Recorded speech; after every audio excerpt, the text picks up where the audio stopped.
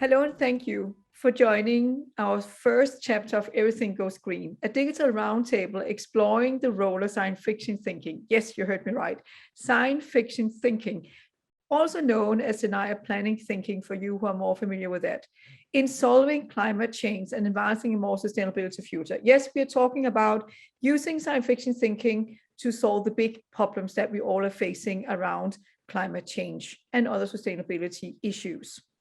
The first chapter of Everything Go Green is presented by the Electronic Recycling Association, a not-for-profit association founded in 2004 with the vision of negative the world e-waste problem, cultivating environmental sustainability and giving promising to socio-economic development. The era is collaboration with IT World Canada, our value media partner for the production of the series, and we are delighted to embark on the timely and critical discussion. My name is Anne Rosenberg. I'm the Senior Vice President of Sustainability Solutions at Woods. I'm also a science fiction writer and have been working with sustainability for many, many years. Earlier, I was working at SAP. And over this course of 60 minutes, probably it's going to be more because science fiction, when you first get started, you can't stop. We'll be chatting around the idea about using this thinking to really solve the big issues that we are facing. With me, I have some amazing people. I have Perry Hewitt, Chief Marketing Officer at Data.org and former Chief Digital Officer of Harvard University. I have Theresa Kushner, Chief Data Evangelist at NTT Data. I have Brian Solis, Global Innovation Evangelist at Salesforce, and I have Chris Wolf, Chief Research and Innovation Officer at VMware. And I will ask this question. So when each of those amazing people are going just to introduce themselves, I will ask them when they do that, just to mention which science fiction movie really is their favorite movie and why is that? So maybe we can get you, Theresa, going first. My favorite science fiction movie is AI. I always talk about that when I talk about artificial intelligence, because I think that's the world's view of what artificial intelligence is today. But it also shares some of the limits that you have with that capability. So that's my favorite one. And that is always what happened, because people totally forget about themselves when they speak about science fiction. Tell us a little bit about you also. About me. I work at NTT Data and do artificial intelligence solutions design, which is one of the areas that's really innovative. What we're trying to do with that is make sure that artificial intelligence is done right for the betterment of society, not something that advances the I instead of the we. And that's one of our big challenges, is making sure our customers understand that, because that's not always the case. Thank you so much, Theresa. Over to you, Perry. A little bit about you and your favorite science fiction movie. Thanks so much, Anne, for that lovely introduction. I'm Perry Hewitt. I'm the Chief Marketing Officer for Data.org, and we're a platform for partnerships to build the field of data science for social impact. In plain English, that means we partner with folks from philanthropy to academia to private sector to social impact organizations to try and think how data and data science can be applied to the world's most pressing problems. I do enjoy science fiction. My favorite book would be Station 11, which I really enjoyed. But movie, I have to go with Snowpiercer. I absolutely love that director's approach. I love how, if his other movies about staircases, this is about hallways and the role of class and, social status, and how that determines where you are in the train is a reality that we're all facing and that data makes more extreme in all cases. Thank you, Anne. Thank you so much. Over to you, Chris. Yeah, thanks, Anne. I'm the Chief Research and Innovation Officer at VMware. We're probably one of the larger companies nobody's heard of. We're number 3 on the Forbes list of most innovative companies. We have about 500,000 customers. We do a lot of work in data center and cloud and end user computing. So we tend to be everywhere, but we're often maybe just not seen, which is, I think, maybe a good thing. We're incredibly passionate about sustainability, and I'm really excited to be here. Sci-fi movie, The Matrix. The Matrix is the worst case scenario, right? So I think that's definitely something that can keep you up at night. Thank you so much. Thank you so much. And Brian, talk about yourself and your favorite sci-fi movie. Well, my name is Brian Solis. I'm the Global Innovation Evangelist at Salesforce. I'm also a longtime digital analyst and anthropologist and aspiring futurist. And my role at the company is really helping our customers and businesses in general find ways to innovate, blaze new trails, to reimagine the future and not just iterate on the past using new technology. My favorite science fiction movie and book is basically all of the above. I'll add a couple in just for good measure. Maybe a Minority Report for the fact that when we talk about science fiction and scenario planning, that I think was an exercise in scenario planning in so many ways, from the world of advertising to problem solving to crime, and then also Blade Runner for the same reasons. Thank you so much for sharing this. And I probably also need to tell you what my favorite one is, which was kickstarted my whole thinking around it. It was a moment where I was sitting at UN and Sophia the robot was sitting next to me, and we had a conversation about the technology evolution. And it was a great moment. And Sophia the robot there's nothing new about that today. But at that time, some years ago, it was like that was interesting. And I was heading back from Europe to New York, and my husband had put on Westworld. And it was not the Westworld the new version of Westworld, but it was the Westworld, the original Westworld that we go back into the beginning of the 17s. And it was funny to see, because I was sitting there with my husband wondering, I was just sitting next to Sophia, and how did they know so early that this could actually become a possibility?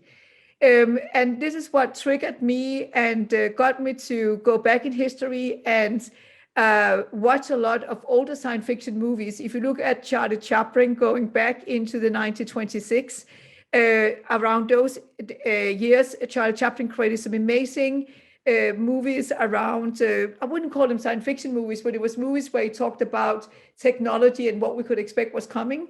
And when you see some of those inventions in those older days, this is actually something you see today.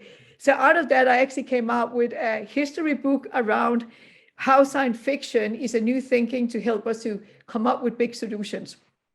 But much more about that later. And you will see me smile through this whole conversation here, because when you first activate your sci-fi in yourself, you activate that you can come up with big, great ideas, and it's very refreshing and very fueling in the way you think and breathe. I call it being in the la la lands, the way you think. So with this, I want to start, and I love, Theresa, you have this green background, because it talks to the first question is really, as Margaret Atwood stated back in 2015, and that is some years ago, it's not climate change, it is everything change. And this is an interesting phrase that she came with in 2015, because coming out of COP26 end of last year, preparing for COP27, and I think most countries have a science-based target 1.5 put into their strategy. So we are focusing on the climate change. But that climate change really have an impact on that we need to think about. We need to change everything. So what I want to ask you, Theresa, first about is that, based on the amazing work you do, tell how you are working really on this positive innovation. When you think about that, we actually have in front of us that we need to change everything, but of course into the positive direction. So we're talking about the positive way of thinking around science fiction. So tell us a little bit about some of the positive innovation that you are working with around sustainability to change everything. To change everything.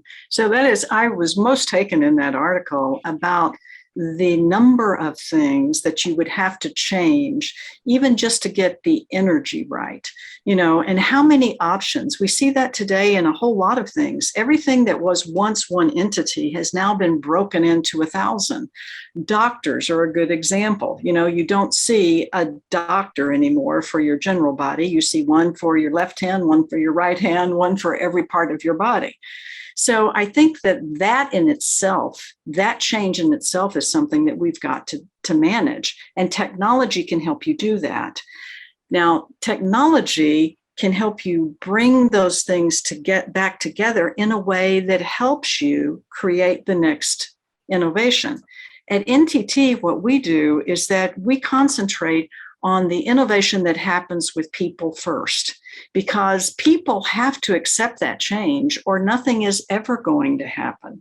They have got to be involved with it. So we have innovation centers that we've set up across the world that their goal is not just to innovate for the sake of innovation for technology, but to innovate and co-innovate with our customers. In other words, bring our customers into the discussion so that they can tell us how that technology makes a new angle for them.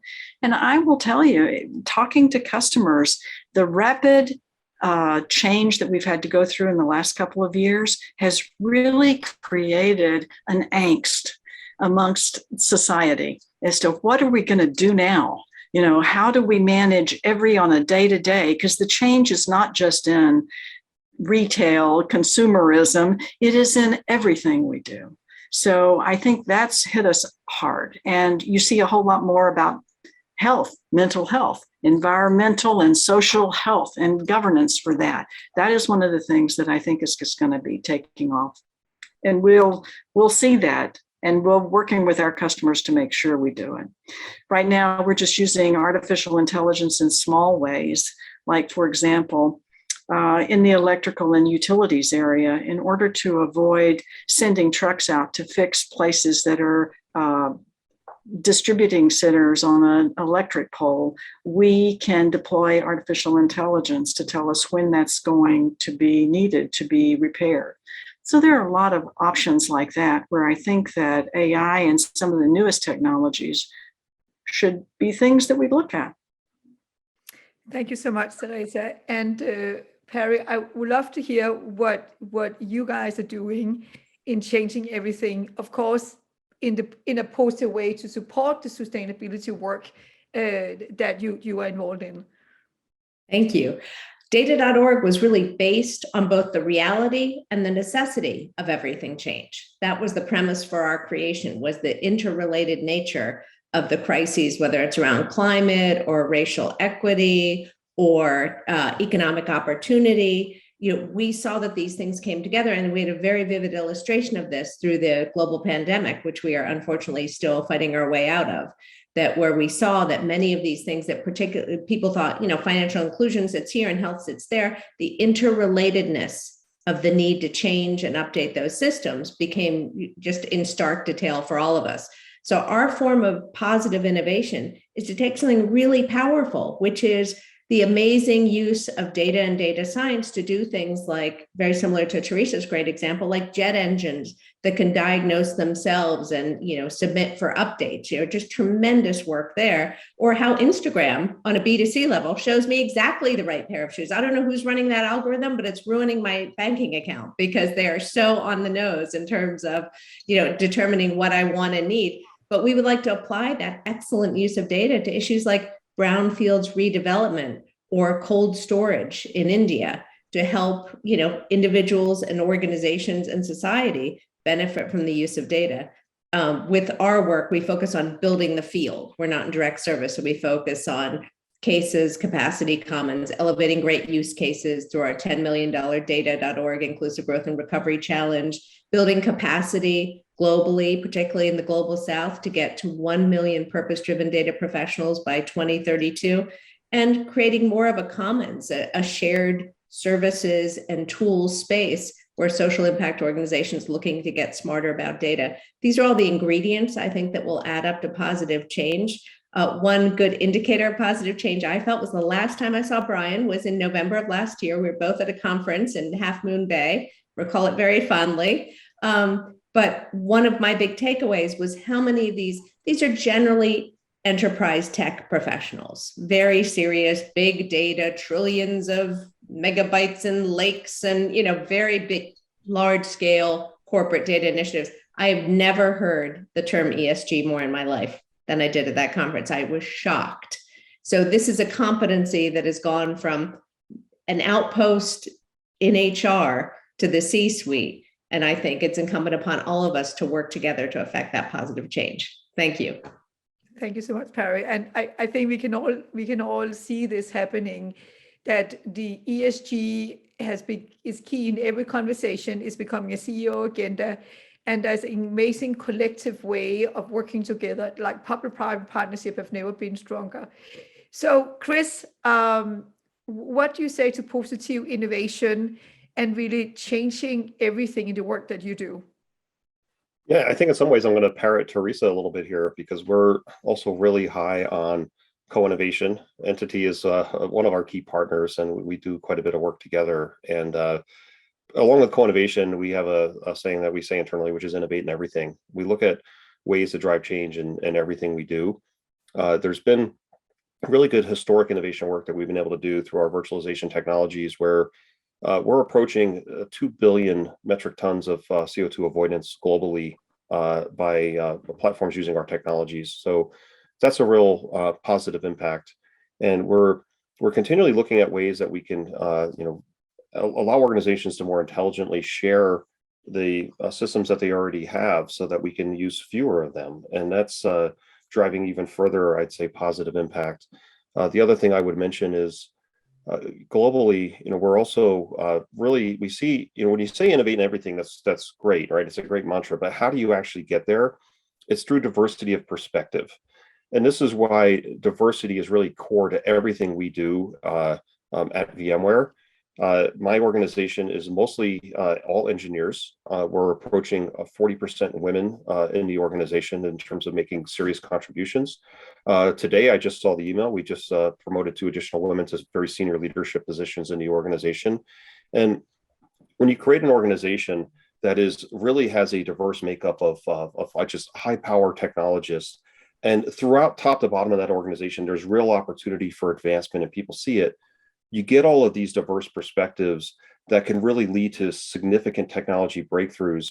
And then when you pair that with our industry partners and customers, I like to use the phrase continuous calibration. We're always like, what are we not thinking about here? What can we do differently? Is this really aligned to the needs that you have?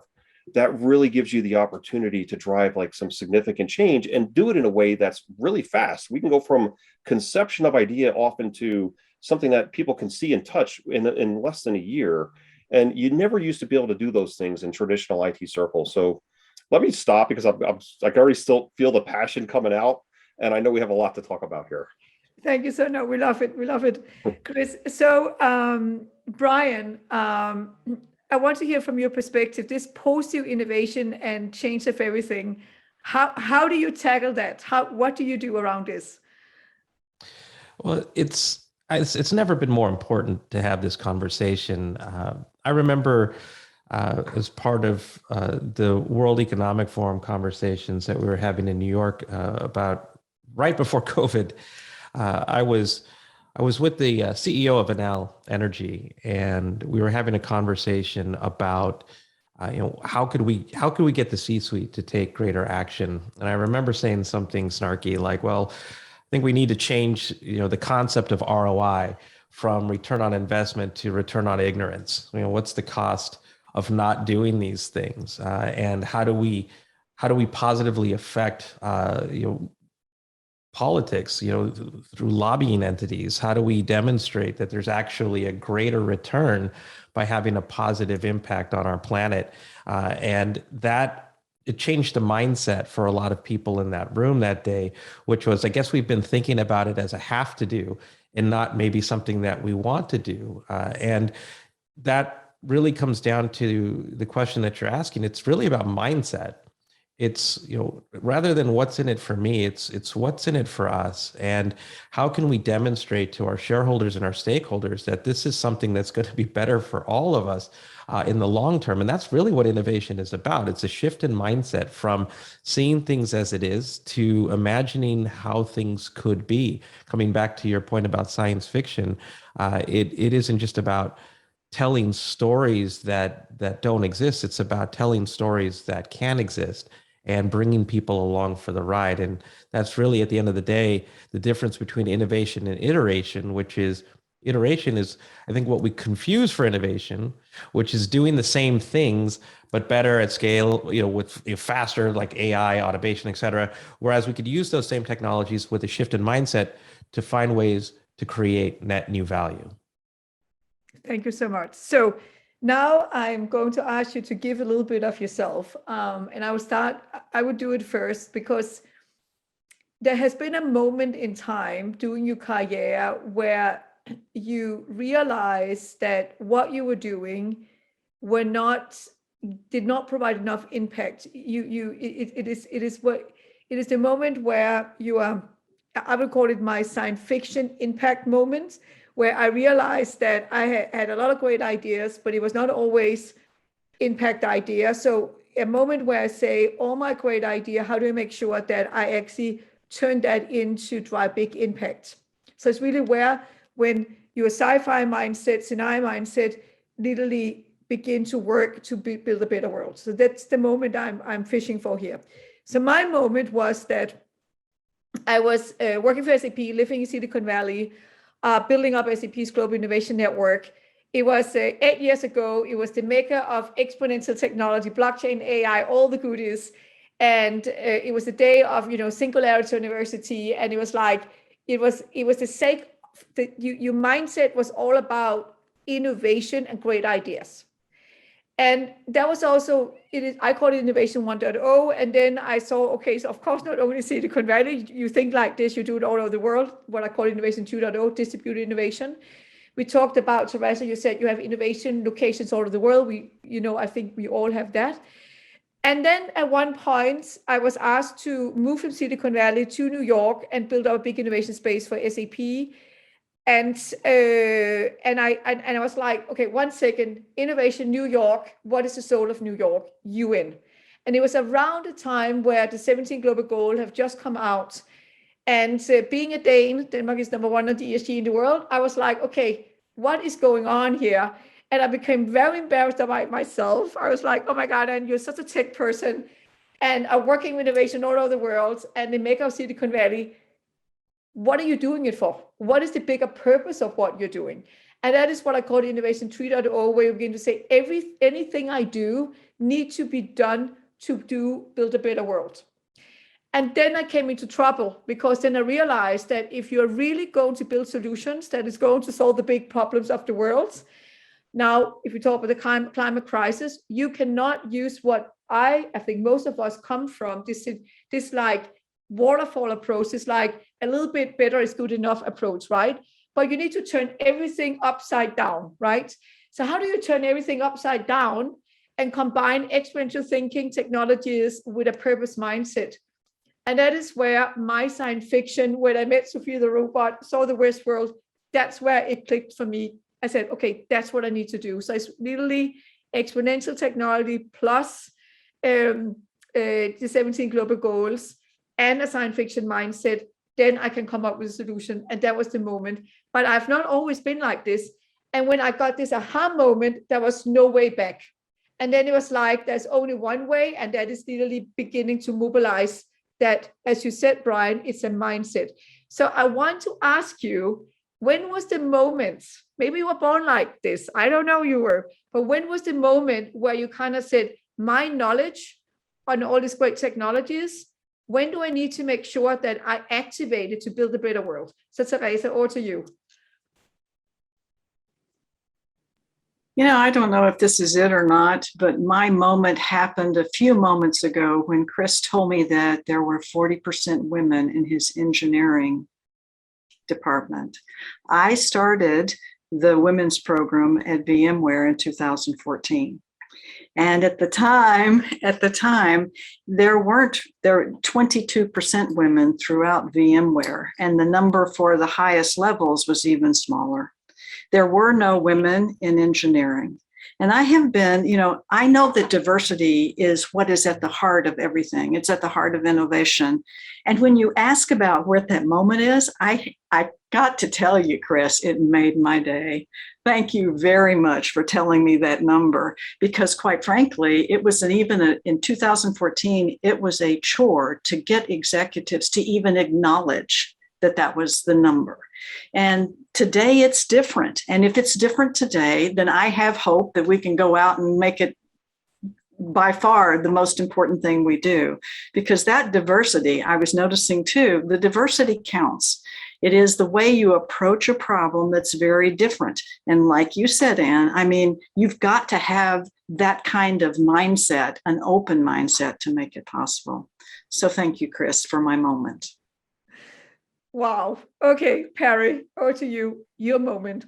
I'd love to be able to point to a single moment, but it probably is a series of moments connected to the opportunity to educate anyone with an internet connection online. So I worked for a small startup around the turn of the century, if we can say that now, very focused on enabling people to learn how to code and offering online boot camps. And the startup did not go anywhere, but that concept became embedded in my head. Later, MIT launches OpenCourseWare. I'm working with Harvard around the time of the launch of edX, working on the strategy committee for that, and just seeing that opportunity to solve so many problems, but of course, seeing the inevitable hurdles, right? Just because somebody has an internet connection doesn't magically mean they have no childcare responsibilities, or magically mean they can stick to an entire course given other work responsibilities. So there are many problems still to be resolved in there, but I would have to say that I think so much of the root of these problems and challenges and the ability to see what world might be possible is so connected to education and the ability of the internet to aid with that. Thanks. Thank you so much, Perry. Over to you, Chris, your moment. Okay, yeah, I'll share a couple of brief ones here. So on the innovation side, I would say my moment was back in like 1994. I was a US Marine at the time and didn't know what I didn't know. I was incredibly naive, and we were having to send lots of different jet aircraft parts out for external repair because of lack of localized test equipment. And I said, well, how hard can it be? I can just reverse engineer these things and build the test equipment here, and we can just do it. And that's actually what we did. And I wound up building 7 different test boxes that I think Marines still use today, just out of pure naivete, I guess. But I also just wanted to share a moment based on Theresa's last comments, just around equity and women in IT in general. And this would take me, if I fast forward to 2000, I was working at Commvault Systems. I had a manager named Brenda Wright. We still stay in touch today. And I observed how she was not treated fairly in meetings. And she was never given the benefit of the doubt. And I thought it was because she was a woman. And from that day forward, I said, I'll be damned if that ever happens in a meeting I sit in. And I've held that, and it's been really important, and it has really helped in terms of making sure that diversity is not about hiring people. It's building a culture of inclusion. And when people feel included and empowered, that's when you can really have great things happen. And it's something I've cared deeply about for the last couple of decades of my career. Thank you so much, Chris. Super, super inspiring. Brian, your moments.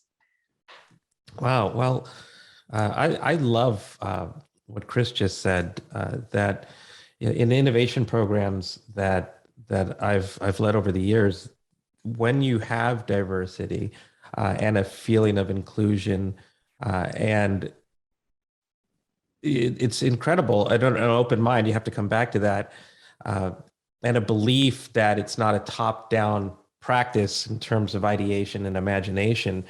Great things can happen. And I think that's a lesson for all of us. But my moment, I think it's more like Perry. It's not any one thing. It's just a series of things. And it started by being a hopeless optimist. I think you kind of have to be if you're going to work in innovation. And I moved to Silicon Valley in 1996, and I remember being immediately overwhelmed with the consumption of how people looked at technology from a speeds and feeds perspective, or a scalability or a profitability perspective. And I always wanted to imagine how technology could be used to make the world better, or to change the way we worked, or to have a greater impact of bringing people together. And I always would bring an element of storytelling into all of my work to help break the traditional way of looking at the world and looking at technology, to see new possibilities. And I remember when I was writing a book. It's called X, and it was really about how to reimagine technology and also physicality for this new world that was going to be hybrid one day, which I guess we're sort of seeing now. And I hired a Pixar storyboard artist by the name of Nicholas Sung, and Nick taught me the art and magic of Disney storytelling and how that comes to life in storyboarding. And I'll never forget that process has helped me bring people into a greater set of imagination, to unlock possibilities, to change mindsets, and all from not being able to, not realizing that the way I was communicating things, it's the way I see it, but using storytelling as a form of inclusion to help people see it on their own. And that was a pretty life-changing moment. Wow. Listen to all of you. I mean, your moments have definitely formed and shaped you to the people that you are today. And that leads me to the next thing I would like to get all your opinion on, because there was a moment at COP26, and I think in history we'll go back to COP26, and people are already using COP26 like as some kind of like a reset of the commitments that we have in a collective way to work with the everything change. But if you just think 2 seconds about what is actually going on in the world right now, where we have CEOs, head of states, committing up against a science-based target 1.5. Some of them do it with like 2040, some 2050, plus minus. But we can all agree on, from a science fiction scenario mindset, planning mindset, this is a very long view. It's a very, it's not like we know exactly how to get there, because nobody knows how to get there, right? So it couldn't be in a science fiction world a better scenario that you dare to do this. And how you often work with that in a science fiction world is that you do time traveling, right? You kind of go into 2050, turn the whole thing upside and down and say, how could I imagine that 2050 look like? We know what the goal is, right? With the 1.5 commitment, science-based targets, but we actually don't know how to get there. So I would say it is definitely a moment, a historical moment, that the majority of the worlds have committed, and they're not just committed, they're committed it in their vision mission statement, in any government related communications. You can go into UN Global Compact site and see, commitment by CEOs and companies and so on and so forth. And nobody's going to sign out of this. Everybody's going to do whatever they can to meet those commitments. So what I would like to ask each of you, coming out of COP26, which was really like a moment where the world came together around the climate crisis, the change of everything we need to do. What are you seeing after COP26, whatever it is, the work that you're doing within the company, or the work that you're seeing around you? How do you see that this was not just one more COP, but it was actually something that is moving us forward? We had World Economic Forum, the virtual version, here beginning of the year. We have CEDREC Week coming up in 2 weeks in Houston, and then we are going to World Economic Forum later. We have Stockholm 50, we have General Assembly, Climate Week, and we have COP27. So what are you seeing? Are we finally getting it? Are we finally moving the needle forward? So Theresa, how do you see this? Because commitment have been given before, but nothing like this before. So how do you see this? Are we shaking it up? Are we changing things? Yeah, I believe we are. At NTT, we're moving toward 100% renewable energy by the middle of this decade or the end of this decade. Smart buildings, smart water solutions, all the things that everybody does. But the one thing that I see that makes this a little different is that for the first time, I'm seeing companies reach out to one another to figure out how to solve this problem. They're not trying to do it in and of themselves. I'm going to get my goals, and my goals are important. We belong to something called the Alliance for Diversity, which was started by Intel. And Intel and Micron and NASDAQ and a whole bunch of other companies belong to this. And we're trying to bring together our companies to see what we can take part in and how we can do it together. I know what VMware's sustainable projects are and how much they've done in that area. We need to have them share with a whole lot of other people exactly how they did it. Because I think, how do you solve a big problem? It's like, how do you eat an elephant? One forkful at a time. And that's what we need to be doing, is putting all of our forkfuls together to make sure that we can eat this big elephant. Thank you so much. And I love that you talk about the elephant, because we are really talking about the green elephant in the room here, right? The one that we really, really need to tackle going forward. Thank you, Perry. Over to you.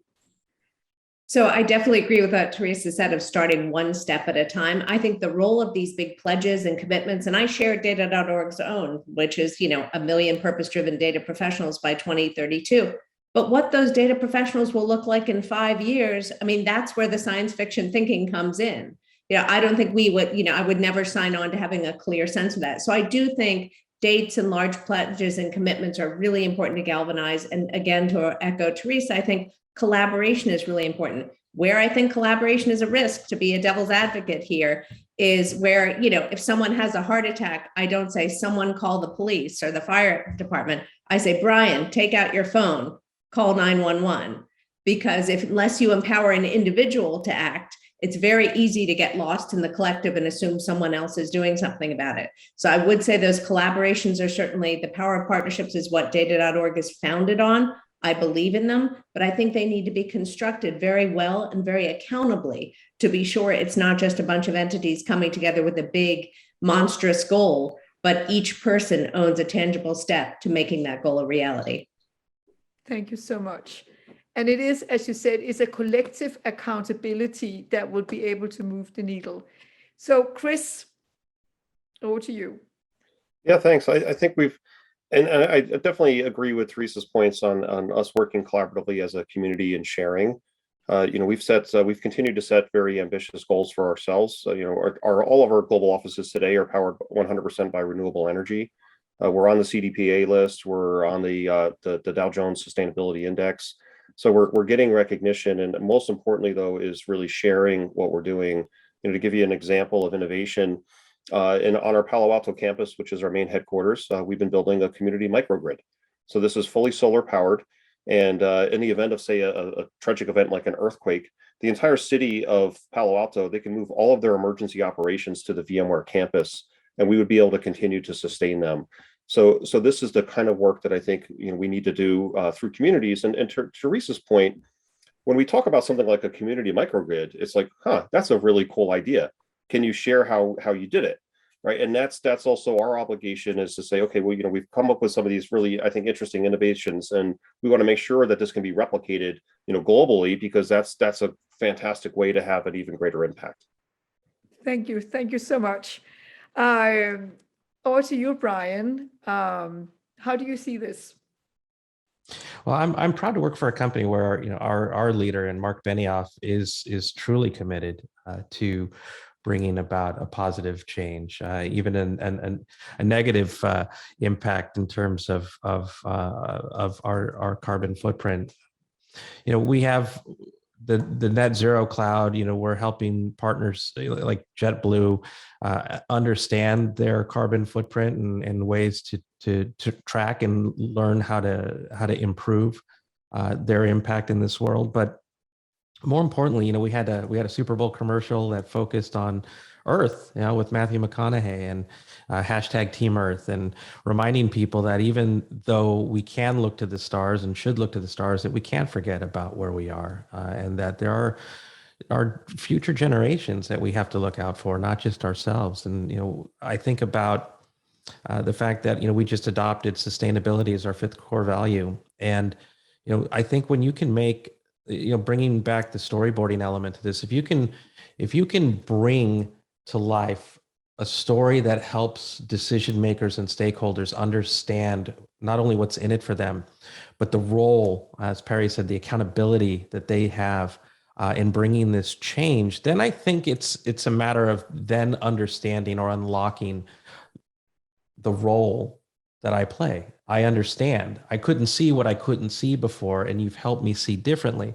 And one of the ways that I do that, for example, with customers, is to bring the reality of what business looks like. So, for example, in a report that we published, it's called The State of the Connected Customer, we found that we asked customers, what are the things that you want to see in terms of change from businesses? Give them a whole list of things to choose from. The number one thing was that they wanted businesses to be more trustworthy. Says a lot of all the things they could have chosen. And number two, they wanted businesses to play a bigger role in society. And what was fascinating was that when you look at sort of what they want and then how they act, 61% have already stopped doing business with the company whose values don't align with theirs. So now we're making a significant business case here. And I think that's what it's really about, is a lot of people that I work with don't know what they don't know. And that's okay. We're taught in life to follow the rules. We're measured by how well we follow those rules. But when we can introduce new opportunities that are great for everyone, then we can now see what we couldn't see before. And once that happens, you can't unsee it. At least I hope you can't. And that's powerful. And that's the role, at least that I think that I play in it, is helping people understand that not only is this a good business sense, but it's just good to do the right thing. So I would love to support the people listening in, because each of you absolutely have a science fiction mindset, and that has been activated, and you are applying it to do really breakthrough solutions in the work that you do. And this is who you become. This is naturally for you to do. So let us give some examples. So I want you to think about a science fiction movie that you have seen and something that is available today, that is happening today. So this is this whole thing. So when I run science fiction workshops, I'm because it's not everybody who have activated that yet. And the way I always try to get that activated is to say, okay, if you think about that science fiction movie and they did exactly this, and you look at this company today, or you look at this product today, can you see there is something there that is going on, even though that the science fiction movie was created for a long time ago, or a newer version, but that link, and then suddenly, oh, now I get it. And I don't know who wants to go first. You might want to, okay, what is my favorite example? Who wants to go first? Like a science fiction movie that inspired, and you might have more than one example, but have inspired to something that exists today, where you can show this, like the similarity that has been going on here. Who wants to go first? I'll go. Unfortunately, I feel like there are many dystopian examples, right, that I don't want to dwell on too much, but I think particularly around facial recognition and the problematic nature of how it's been applied. So there are many concerns about using it. I mean, even phrenology is making a comeback based on facial recognition. It's really, it's been depicted for at least 30 years in science fiction movies, and now it's making, I'd say, an unfortunate reality. But let me leave with a positive example, which is someone mentioned Minority Report before. And when I was thinking about this conversation, I thought that was a really negative implication, right? This is a way to sort of target people before they do something, and to really find these individuals who have a propensity to do something bad. I'd like to counter with an example of that being done right now for good. So as part of the Data.org Inclusive Growth and Recovery Challenge, we funded an organization called Give Directly, which partnered with the Center for Effective Global Action at Berkeley.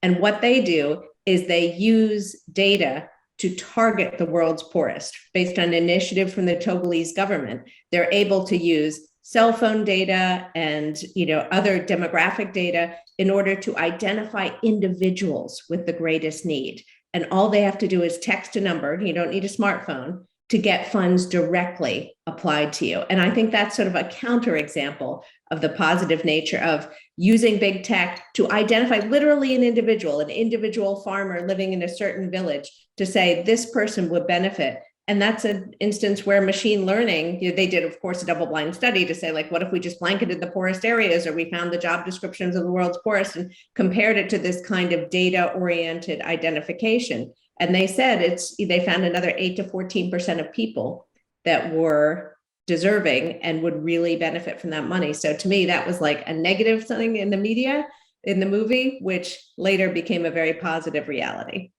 Love it, love it, love it. Okay, amazing. Who wants to go next? I can jump in. Yeah, I think, to relate it to a movie, think about all of the Star Trek movies, right, where we fell in love with the idea of teleportation. It's something we can do today. We have technology called vMotion that can take a running workload on one computer and literally move it to another computer without any downtime. It just happens. It is truly magical. And we're tying this now to really green IT initiatives where we can understand, if you want to be solar powered for an application, how can you make your application follow the sun without any downtime? We can do that today. That's really exciting when you start to think about even virtualizing energy, where you can make sure that your applications are running near a green energy source or consuming a green energy source, whether that's wind or solar, et cetera, and having the flexibility to just move the application without any downtime. I think that's truly it's magical when you think about it, but we can do it. We can do it today, and that's really exciting. Wow. I have one too. I've got to mention this one, is that at NTT, we've developed the digital human. And the digital human it's not just someone that's an avatar on the screen. She actually can read your facial movements and remember your name from the time that you met her one place to the time you come back to the next. What we've looked at is how you could put her in a car dealership to answer questions about a car. Then how you can move her to the showroom where the car might be so that you can actually have an experience, and she could remember you from the kiosk in the airport to the showroom. Now, the next thing to happen is to put her in the car with you so that your avatar remembers your entire plan for how you got to this car and what kinds of things that you would like to do. We're seeing that. I mean, already Alexa and Siri and all of the other things that can respond to you. What's missing is the human emotion that's associated with that. And at NTT, from Denmark, by the way, we have innovated enough also to begin looking at how we could do online training with children. In other words, kids who do online training get bored. But if the avatar can recognize they're bored, they can call attention to it and redivert the activity to something that the kid's more interested in. That is today's technology. Wow. Whoa. Okay, Brian, you next. I love that. I have to send a shout out to Neil Stevenson, who coined the term metaverse in Snow Crash, because that is something that's just coming to life everywhere. And though I think if we go back to the Minority Report example in terms of understanding, using artificial intelligence to understand who you are, your aspirations, your likes, your dislikes. And in the movie, it was brought to life with augmented reality as advertising.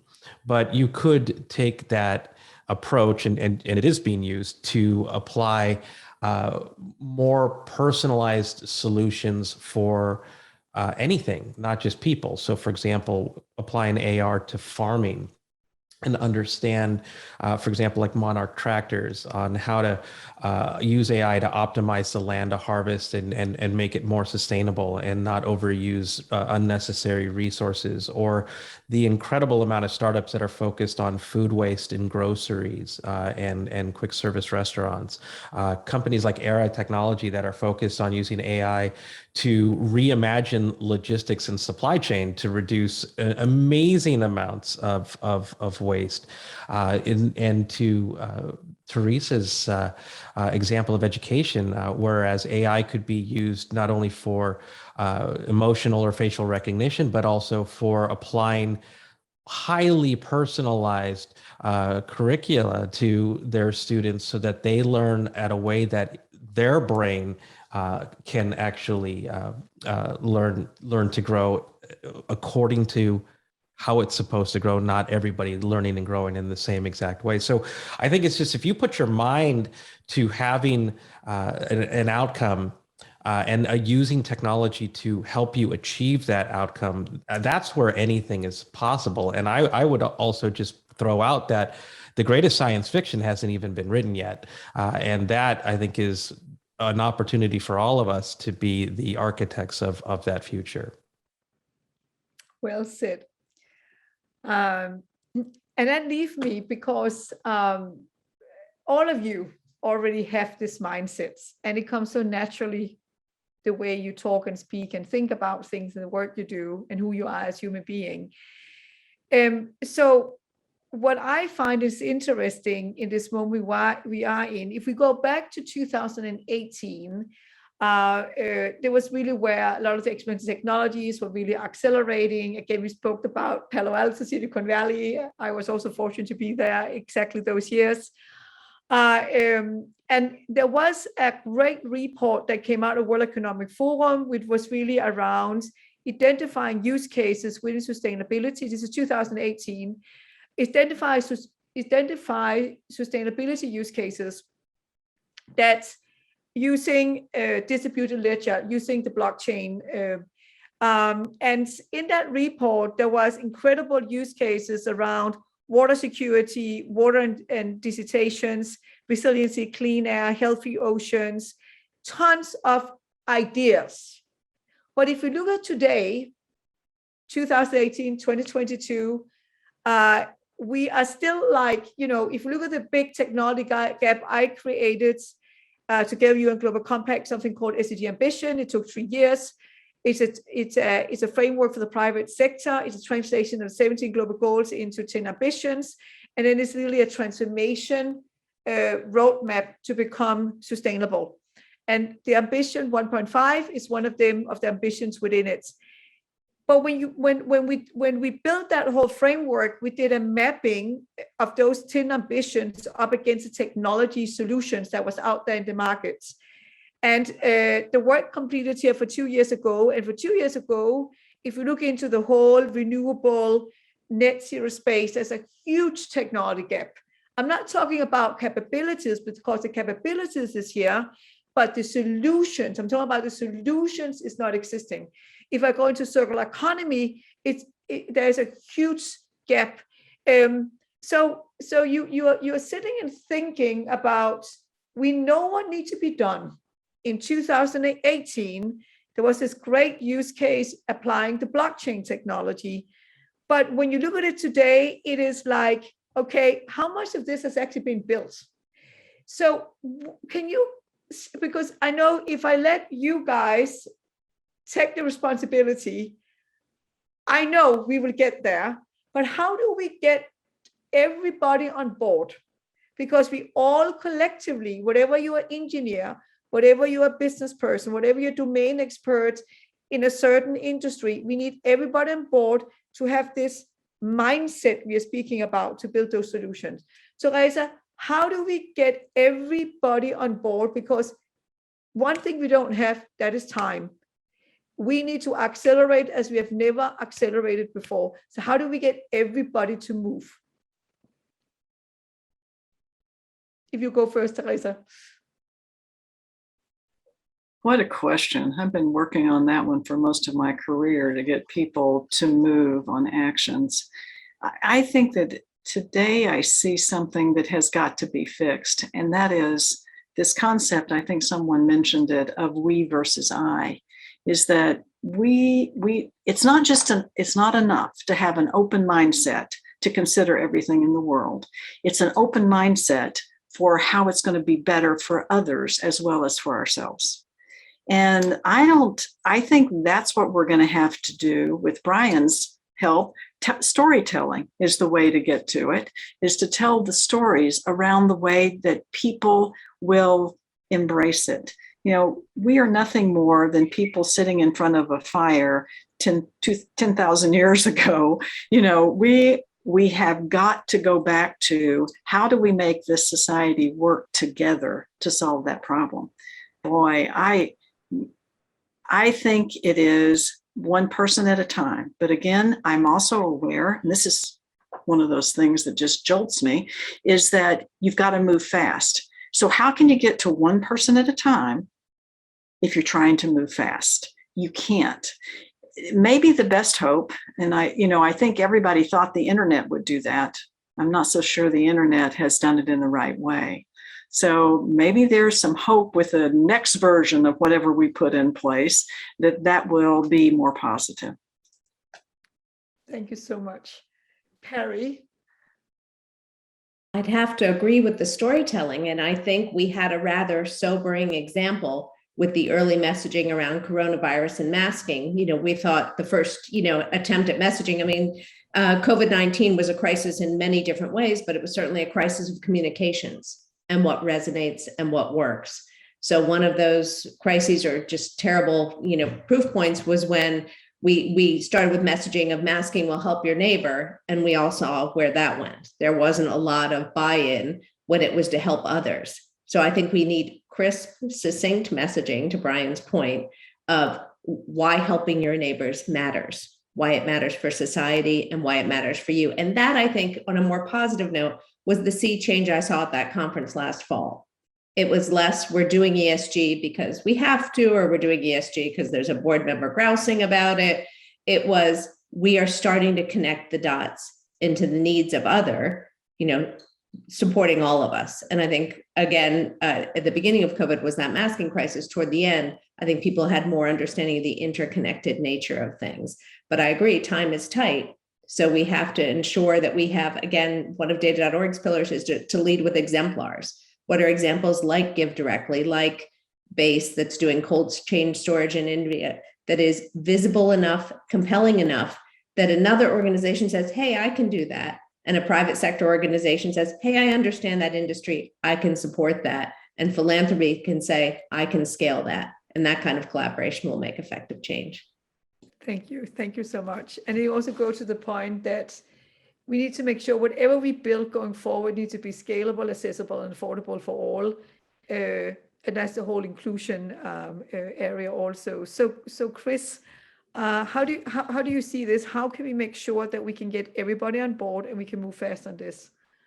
It's a really challenging problem, and I definitely appreciate the comments from Theresa and Perry on this. And I think there's a lot that we have to do here in parallel. An area we've been looking at is at least what I've called is discernible truth. Seeing is believing, but is it today? AI can manipulate photos, right, and generate a photo that looks real. And that's terrifying. I mean, you look at all of the global events right now and the amount of misinformation that is being disseminated. So to me, what we have is emerging. There's actually a new frontier of this technology battle that's going to happen, which is the manipulation of truth, and then the discernibility of truth based on that manipulation. And then, this can truly confuse societies based on, what data is real versus what data is not. But it's an important thing that we have to get behind as a society, because, facts matter, truth matters. I think we're seeing, especially around sustainability initiatives, people care. But then there's also folks that are misinformed, right? And so how do we reach the global population in a more cohesive way? And this is an area where I certainly believe that technology for good can play a real difference. Yeah. And technology for good is not just seen in an isolated way. It's really like technology in any kind of shape. It is for good to support a bigger purpose. Yeah. Brian, how do you see it? How do we make sure that everybody get on board on this? Because we need all minds. Well, I definitely going to go back to the storytelling aspect, but maybe I'll share a less popular view.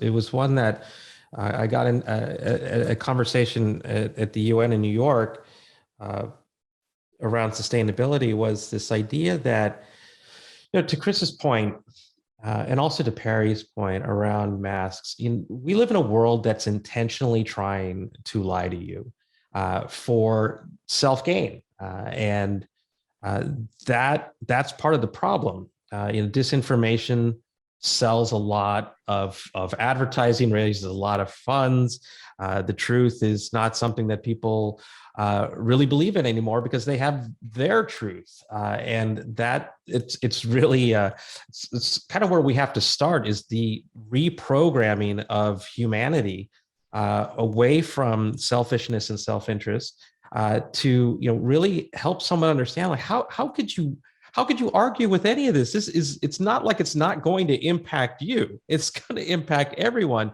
And it's really having to fight the fight with the same type of fire, unfortunately. We've referenced Silicon Valley, and we can see what Silicon Valley can do, especially with social media, for example, where they've used algorithms to enforce behavior change, and getting to the psychology of that change can be used for good, not just for self-interest. And it's accepting that and understanding that the best way to bring about change is getting to the psychology of it and triggering inside of people what's in it for them. So there has to be an incentivization, there has to be motivation, there has to be rallying around this, there has to be, the lies have to be met with an equal amount or greater amount of truth.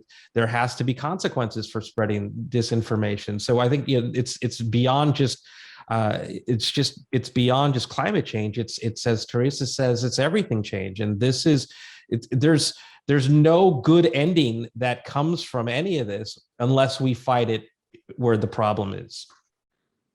Thank you so much. So Brian, do you think we have to sell that interconnectedness? Is that where you're going with that? Like, is that the story we need to tell, or is it more individual issue based? I think it's both. You're fighting two things. One is people don't know what they don't know, and that they don't necessarily realize that they do play a role in this. And everybody's so busy with everything that they have going on in life that unless it's tied to their impact, their how it affects their world, and then also how it betters them and whatever that incentivization is, that helps. And the other one is there's a whole bunch of people that believe this is actually not a thing, and therefore they shut it out. And shut it down and go out of their way actually to belittle it, or to become an enemy of it. And that's the psychology. That's that standpoint happened because of an intentional series of events. People are actually promoting that. There is just not the opposite of that, in terms of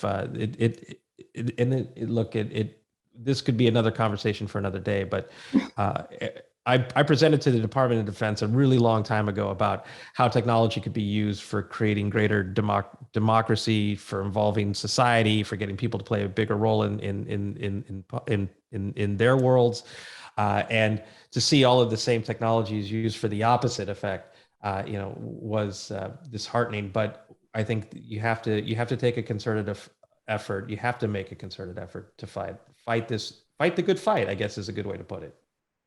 Fight the good fights. We're going to do one more round before we close the session. And there's no doubt about that all of you, with the way you think, this is important to you, what's going on, you care. So what I would love you to do is that really to think about what it is that keeps you up at night. We all of you here on the call here, we understand what is going on. We have this logical thinking about, we understand we need this sci-fi mindset to come up with great ideas and solutions. We know it's not easy. It's definitely not easy what we stand in front. So I would like each of you to think about what is it that keep you up at night, where you think about how in the world are we going to be able to do this that is in front of us. And I know we are very optimistic. I'm personally myself a very optimistic thinking person, but I also have my kind of like what it is, but it's definitely also what drives my passion and my mission, is that is what keeps me up alive. This is what I'm working on every single day. So if you can share with you, what is it that you're thinking about most that drive you and that keeps, of course, it doesn't keep you up at night, but you, in the way of thinking, what is it that you care most about? So Theresa, over to you. I have to tell you, this question really got to me. And I was thinking about it when I read the Margaret Atwood article that you sent. What keeps me up at night is what Brian mentioned earlier. is this great divide in thought. People who believe in science and people who believe that science isn't real. And I worry about that because, Margaret Atwood said, is that people have bias. Do they have bias? We've got to ask them that. Unfortunately, very few people have the experience necessary to decode the numbers and statistics that are constantly being flung at us. So the non-science people just avoid the statistics and don't pay any attention. Just like Brian said, created their own reality. And I thought it was interesting as we had this discussion in the roundtable, I counted the number of times that trust came up as a conversation piece. That's what it is nobody trusts the numbers. Nobody trusts anybody else to give the science. We have got to get over that somehow. So that's what keeps me up at night. How do you begin to get people to think scientifically? I started my career as a teacher. And quite frankly, I would go back to that in a second. But you can't control how teachers are going to teach. Teachers are there to open the minds of children. That's what they should be doing. And yet, time and time again, we're seeing people curtail that capability amongst our teachers.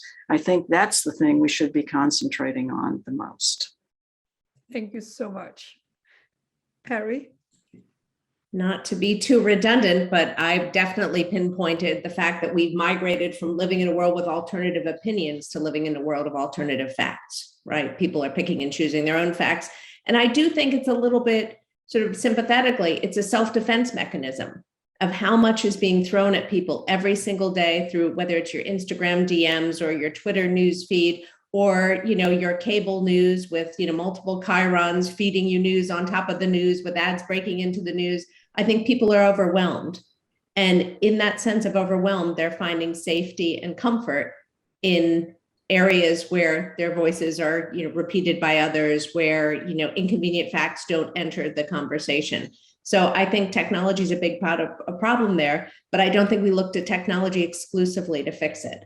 I think we need to look at the roles of our own bias and how it creeps into our algorithms and think about ways that we as a society can begin to regulate those algorithms and those experiences so that people are exposed to more things. But I do think it's almost a visceral reaction to the information overload. So perhaps part of that teaching, as Theresa says, is helping people learn to manage that overload. None of us was trained on email or multiple social media feeds. I think we're living in a world that the brain is not yet trained to absorb.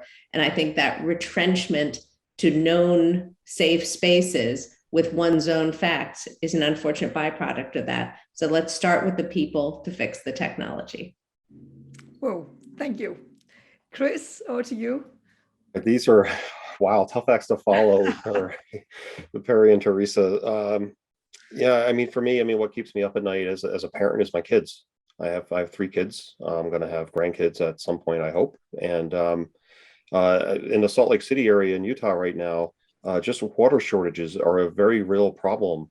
And this is not just Utah, right, where we have a snowpack that can kind of give us water for a year, but we're contributing to water in Mexico, via the Colorado River, right? And states like Arizona, there's massive drawbacks. There are serious environmental challenges that can be devastating for our children's futures, and that absolutely worries me. The sense of urgency in dealing with these types of crises are absolutely real.